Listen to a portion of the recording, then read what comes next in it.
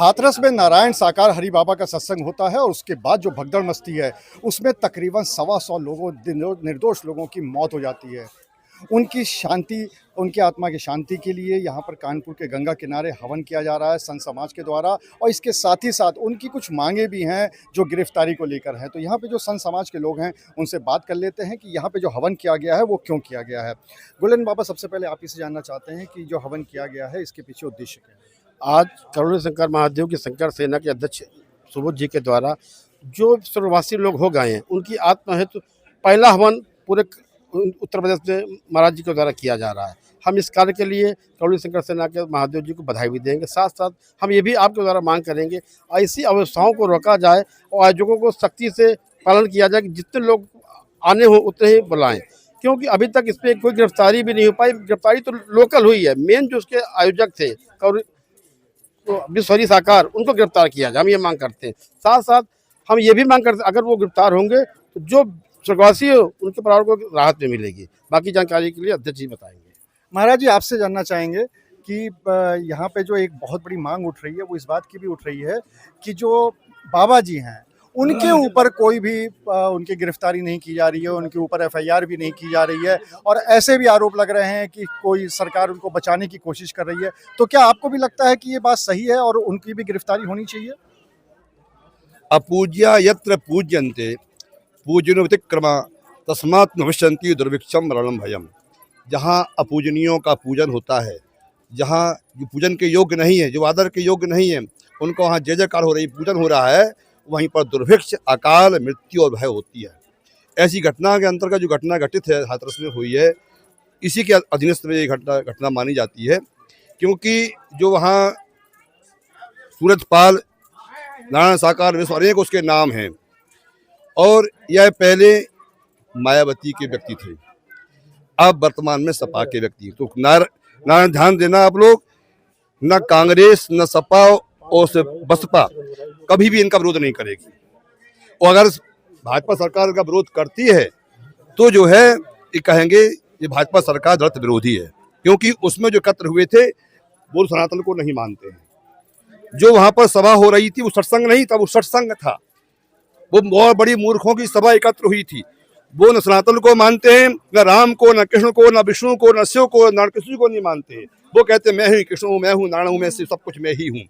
वहाँ ना कोई मंत्र था, ना कोई गीता था, ना कोई रामायण थी, ना कोई भागवत था, ना कोई प्रवचन था। वहाँ पर केवल जो है झाड़ फूक और सूट बूट पहन करके, टाई लगा करके, जूता पहन करके वो व्यक्ति जो है उपदेश कर रहा। उपदेश नहीं है वहाँ। उपदेश किसका होता है? सत्संग किसे कहते हैं? सताराम सजनानाम संगा सत्संगा, जहाँ पर संतों का संग होता है।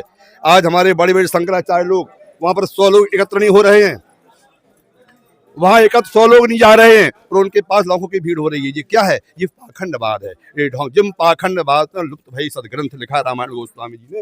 ये पाखंडवाद को बढ़ावा देने वाले सब लोग ऐसे हैं। उन्होंने कहा था हमारे आर्य शंकराचार्य जी ने कि आने वाले देश में वर्तमान समय में या भूतकाल बीत चुका है, आपके साईं बाबा, आसाराम बापू, निर्मल बाबा, सतपाल, राजा वो रामपाल, राम रहीम, और जो वर्तमान में जो आज साकार विश्वरी, ये सब सनातन के लिए कोढ़ हैं, नासूर हैं, खोखला करने के लिए लगे हुए हैं सब। धन्यवाद। आपको भी लगता है कि जो बाबा हैं नारायण साकार जिनकी बात की जा रही है उनकी गिरफ्तारी होनी चाहिए, उनके खिलाफ भी एफआईआर होनी चाहिए? क्या आपको ऐसा लगता है? तत्काल गिरफ्तारी होनी चाहिए। बहुत बड़ा अपराध किया उन्होंने, और जो महाराज जी ने बताया अक्षरशः सत्य है। इस पर नियम होने, कार्रवाई होनी चाहिए। तो आपको लगता है कि कोई इनको बचाने की कोशिश कर रहा है जो अभी तक एफआईआर भी नहीं हुई है? अब इसमें हम अभी कुछ नहीं बता सकते। आपको कुछ कहना है इस मामले में कि आपको क्या लगता है कि वाकई में इसमें जो कौन इसके लिए दोषी है और मुख्य रूप से कौन से दोषी है? सबसे पहले तो हम बताना चाहेंगे कि जो हमारे 121 परिवार के लोग जो मृत हुए हैं उनकी आत्मा की शांति के लिए हमारे परम पूज्य गुरुदेव श्री करौली शंकर महादेव जी की शंकर सेना है, उसके माध्यम से यहाँ एक बृहद शांति पाठ का आयोजन किया गया है, और हम सब ने माँ गंगा के तट पर गंगा जल लेकर उन सारे परिवारों की शांति, आत्मा की शांति के लिए सच्चे मन से भावपूर्ण श्रद्धांजलि दी है। कहना ये चाहते हैं कि हमारे अपने मीडिया कर्मी साथियों से कि जब 80,000 लोगों की परमिशन उस कार्यक्रम के लिए थी, तो निश्चित रूप से इस चीज़ को भी उजागर करें कि प्रशासन की चूक है। इस देश में हिंदुत्व और सनातन का सैलाब बढ़ रहा है, ऐसे कार्यक्रम आगे भी होंगे। इन कार्यक्रमों में कैसी व्यवस्था हो इसकी देखरेख करना चाहिए। जहाँ तक ये प्रश्न है कि मेरे व्यक्तिगत रूप से जो आयोजक हैं उनकी उतनी गलती नहीं, उससे ज़्यादा गलती प्रशासन की है कि जब उनको मालूम था कि लाखों लोग जुटने हैं तो ऐसी समुचित व्यवस्था क्यों नहीं। आप आखिरी सवाल आपसे भी, आपको लगता है कि वह इनकी गिरफ्तारी होनी चाहिए? बिल्कुल होनी चाहिए। ये तो हृदय विदारक घटना है, ऐसा समागम उन्होंने जो किया है। और साकार विश्वहरि अपने को भगवान बताते हैं, लेकिन जो इतनी जानेंगे उसके बाद आप यहाँ से भाग क्यों गए? जो आप समागम इतना बड़ा खड़ा किया था और जो इतनी मृत हो गई तो आप भाग क्यों गए? आप वहीं खड़े रहते। अगर सच्चे सनातनी थे वहाँ खड़े रहते।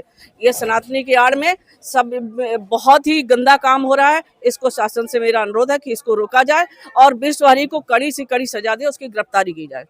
आपको भी लगता है कि नारायण सरकार की गिरफ्तारी होनी चाहिए? नारायण सरकार की गिरफ्तारी से ज़्यादा महत्वपूर्ण है कि वहाँ के प्रशासन ने जो परमिशन दी है उसने लापरवाही बहुत बरती है। घोर लापरवाही प्रथम दृष्टया नजर आती है। तो प्रशासन के जो अधिकारी दोषी हों उनको चिन्हित करके दंडित किया जाए कि आगे से ऐसे आयोजनों पे लगाम भी लगे और उसकी देख रेख भी हो सके। तो यहाँ पे जितना भी संत समाज है उसका ये मानना है कि नारायण साकार जो बाबा थे वहाँ पर उनका सत्संग वो सत्संग नहीं था। दूसरी तरफ उनका ये भी मानना है कि दोषी उसके लिए वो भी हैं, उनके खिलाफ भी FIR भी होनी चाहिए और साथ ही साथ उनकी गिरफ्तारी भी होनी चाहिए। अनुराग अग्रवाल, TV9 कानपुर।